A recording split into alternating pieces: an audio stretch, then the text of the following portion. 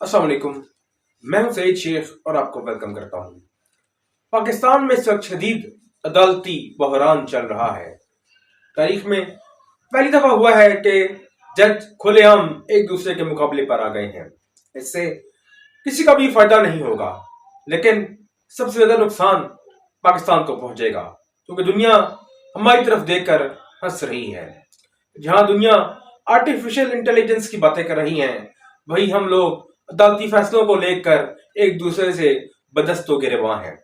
اس کا نتیجہ کیا نکلے گا یہ کچھ نہیں کہا جا سکتا، لیکن پاکستان کے army chief general Asim Munir نے ایک انتہائی اہم بیان جاری کیا ہے۔ پاکستان کی 75 سالہ تاریخ میں ایسا پہلی دفعہ ہوا ہے کہ فلور آف دی ہاؤس پر کھڑے ہو کر کسی آرمی چیف نے آئین کو مقدم قرار دیا ہے، آئین کو مقدس قرار دیا ہے۔ جنرل عاصم منیر کا کہنا تھا کہ پاکستان کا آئین پاکستان کے لوگوں کے حقوق کا محافظ ہے۔ یہ ان ججز کے لیے پیغام بھی تھا جو اپنی 1.5 اینٹ کی مسجد بنا کر پاکستان کے آئین کے ساتھ کھلواڑ کرنے کے مرتکب ہو رہے ہیں۔ پہلے بھی پاکستان میں عدلیہ انتہائی متنازع فیصلے دے چکی ہے، لیکن ایسا کبھی نہیں ہوا کہ ججوں پر براہ راست کسی سیاسی جماعت کی حمایت کا الزام عائد کیا جاتا ہو۔ آپ سوشل میڈیا اٹھا کر دیکھ لیں، آپ ٹویٹر اٹھا کر دیکھ لیں، فیس بک اٹھا کر دیکھ لیں، وہاں لوگ آپ کو بتا دیں گے کہ جو ہی کسی بینچ کی فارمیشن ہوتی ہے تو اس کیس کا نتیجہ کیا آئے گا۔ پہلے تو یہ ہوتا رہا کہ 3 رکنی ہم خیال بینچ بنا کر فیصلہ ایک مخصوص سیاسی جماعت یعنی کہ تحریک انصاف کے حق میں کر دیا جاتا تھا، لیکن 2 دن پہلے تو ایک عجیب و غریب واقعہ ہوا۔ سپریم کورٹ میں 8 ہم خیال ججز کو ساتھ بٹھا کر ایک قانون جو کہ ابھی قانون بنا ہی نہیں، اس کے خلاف سٹے آرڈر دے دیا گیا۔ سٹے آرڈر بھی ان لوگوں کو دیا گیا جو اس مقدمے میں ریلیونٹ تھے ہی نہیں۔ مثال کے طور پر سمیع ابراہیم ایک اینکر ہیں، انہوں نے رٹ دائر کی تھی۔ ان کے ساتھ چودھری غلام حسین تھے جو کوئی ایک ریناؤنڈ اینکر ہیں، انہوں نے رٹ دائر کی تھی۔ اب ان دونوں کا تعلق لیگل فرٹرنیٹی سے بالکل بھی نہیں ہے، لیکن انہوں نے رٹ دائر کی اور chief justice of Pakistan Umar Ata Bandial نے اس معاملے کو ٹیک اپ کر لیا اور ایک ایسے قانون کے خلاف سٹے آرڈر جاری کر دیا جو کہ ابھی قانون بنا ہی نہیں۔ اس لیے لیگل سسٹم پر بہت بڑے سوالات کھڑے ہو گئے ہیں۔ اب جنرل عاصم منیر کا پارلیمنٹ میں کھڑے ہو کے بیان دینا یہ واضح پیغام ہے کہ اسٹیبلشمنٹ پارلیمان کے ساتھ کھڑی ہے۔ پارلیمان قانون بنانے میں آزاد ہے۔ دنیا کا کوئی بھی معاشرہ ہو وہاں پر پارلیمان ہی قانون بناتی ہے اور عدلیہ کا کام صرف اس قانون کی تشریح کرنا ہوتا ہے، لیکن یہاں پر الٹی گنگا بہہ رہی ہے۔ من پسند لوگوں کو بینچ میں شامل کر کے ایک مخصوص جماعت کے حق میں فیصلے کروائے جاتے ہیں۔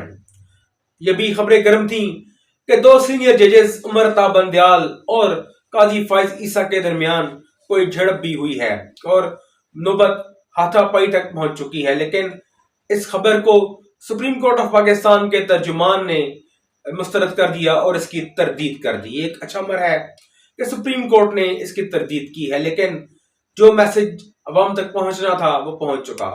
اب دیکھیں سوموار والے دن کیا ہوتا ہے سپریم کورٹ میں، آئین جیتتا ہے یا پھر من پسند ججز جیتتے ہیں۔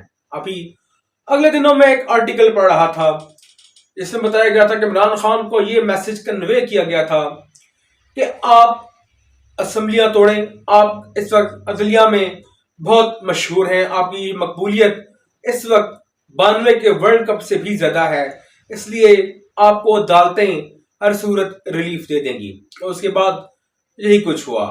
جو ہی کسی معاملے پر کسی بھی اپوزیشن کے بندے کو پکڑا جاتا تھا، یعنی کہ پی ٹی آئی کے بندے کے خلاف کوئی کیس درج ہوتا تھا، اسلام آباد ہائی کورٹ جسٹس اطہر من اللہ کی سربراہی میں اس کو ریلیف دے دیتی تھی۔ یہ عدالتوں کا استحقاق ہے، وہ ریلیف دے سکتی ہیں، میں اس پر اعتراض نہیں اٹھا رہا، لیکن وہی اطہر من اللہ جب سپریم کورٹ میں پہنچ کر تحریک انصاف کے خلاف ایک ڈسینڈنگ نوٹ لکھتا ہے تو پی ٹی آئی کی اعلیٰ قیادت سے لے کر عام لونڈے لپاڑے مل کر اس کو برا بھلا کہنا شروع کر دیتے ہیں۔ حالانکہ جمعہ 8 دن پہلے کی بات ہے جب اطہر منالہ نے شیریں مزاری کو ریلیف دیا تھا اور ان کو موٹر وے سے واپس بلا کر ان کو ضمانت دی تھی، لیکن اب تحریک انصاف کے کارکنان اطہر منالہ کو ہی برا بھلا کہہ رہے ہیں۔ پاکستان میں آنے والے دنوں میں انتہائی دھماکہ خیز صورتحال ہوگی۔ پاکستان کی اکانومی جو کہ کسی صورت ٹکنے کا نام نہیں لے رہی، جو کسی صورت بھی اوپر نہیں جا رہی، اس پر مزید دباؤ ڈالا جا رہا ہے۔ پرسوں چند اچھی خبریں آئی تھیں کہ آئی ایم ایف کے ساتھ مذاکرات شاید آگے بڑھ رہے ہیں مثبت سمت میں، لیکن پھر کیا ہوا؟ پھر کل ایک فیصلہ آ گیا کہ governor state bank election commission کو 21 ارب روپے جاری کرے۔ اگر فرض کریں گورنر اسٹیٹ بینک، اول تو ان کا یہ اختیار نہیں ہے کہ وہ کسی بھی اکاؤنٹ سے پیسے نکال کر کسی دوسرے اکاؤنٹ میں ٹرانسفر کریں۔ بفرض محال کیسا ہو بھی جاتا ہے تو سوچیں پاکستان کے جو مذاکرات آئی ایم ایف کے ساتھ چل رہے ہیں ان پر کیا اثر پڑے گا۔ آئی ایم ایف پہلے ہی ہمارے ساتھ سنجیدہ نظر نہیں آ رہا۔ اس کی ایک مین وجہ یہ ہے کہ عمران خان نے اپنے دور حکومت میں پیٹرول پر 10 روپے کم کر دیے تھے۔ اس بات کا آئی ایم ایف کو بہت گلہ تھا اور انہوں نے پاکستان کی ریٹنگ نیگیٹو میں ڈال دی تھی۔ ابھی وہ یقین دہانیاں مانگ رہے ہیں، کبھی دوست ممالک سے پیسے مانگنے کی شرط عائد کر دیتے ہیں، کبھی بجلی کی قیمتیں بڑھانے کی شرط عائد کر دیتے ہیں، لیکن جو قسط انہوں نے جاری کرنی ہے وہ جاری نہیں کر رہے۔ حالانکہ جب یہ خبر آئی تھی کہ آئی ایم ایف کے ساتھ مذاکرات مثبت سمت میں آگے بڑھ رہے ہیں تو اس کا مارکیٹ پر اچھا اثر دیکھا گیا تھا۔ ڈالر بھی 3-4 روپے نیچے آ گیا تھا اور گولڈ کی پرائسز بھی کم ہو گئی تھیں، لیکن پھر عدالتی فیصلہ آ گیا کہ اسٹیٹ بینک کا گورنر اپنی مرضی سے الیکشن کمیشن کو 21 ارب روپے جاری کر دے، یعنی کہ گویا گورنر اسٹیٹ بینک کو ڈکیتی کرنے کا حکم دیا جا رہا ہے کہ وہ ڈکیتی کر کے پیسے الیکشن کمیشن کے اکاؤنٹ میں ٹرانسفر کریں۔ یہ عدالتی بحران کس کروٹ بیٹھے گا ابھی کچھ نہیں کہا جا سکتا، کیونکہ پروجیکٹ عمران خان کے لوگ ابھی بھی اسٹیبلشمنٹ میں موجود ہیں اور یہ لوگ عدلیہ میں بھی موجود ہیں۔ جیسا کہ آپ کو یاد ہوگا کہ رجسٹرار سپریم کورٹ کو فیڈرل کیبنٹ نے واپس بلایا تھا، لیکن چیف جسٹس نے ان کو کام جاری رکھنے کا حکم دیا تھا۔ وہی رجسٹرار ابھی تک سپریم کورٹ میں موجود ہیں۔ آگے کیا ہوگا؟ اللہ کرے پاکستان کے حالات بہتر ہوں۔ اس طرح کے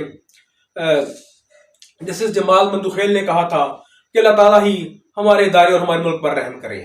ملتے ہیں آپ سے نیکسٹ ویلاگ میں۔ بہت شکریہ۔